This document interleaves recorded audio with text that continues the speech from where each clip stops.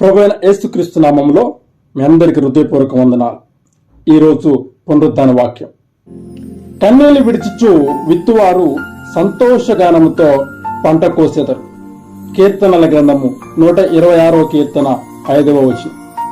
ప్రియమైన సహోదరి సహోదరుడా, కన్నీళ్లు విడిచిచు విత్తువారు సంతోషగానంతో పంట కోయదురు అని బైబిల్ లేఖనాలు సెలవిస్తున్నాయి. ఒక పంట పండాలి అంటే దాని వెనక ఎంతో శ్రమతో కూడిన ప్రయాసము అవసరమై ఉన్నది.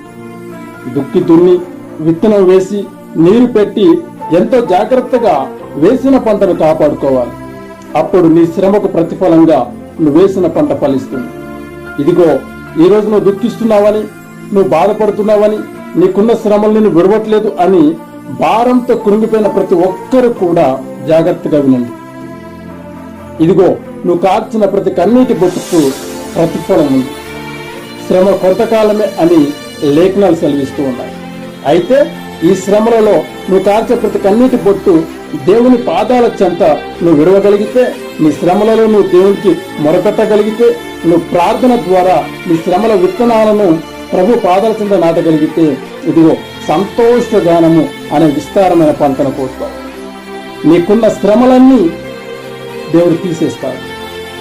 బైబిల్ గ్రంథంలో అనేక శ్రమలు అనుభవించి ఆశీర్వాదాలు పొందుకున్న వారు ఉన్నారు. అటు రీతిగా మనకు ఎదురయ్యే సమస్యలతో మనం పోరాడగలిగితే సంతోషం అనే పంటను కోస్తాం.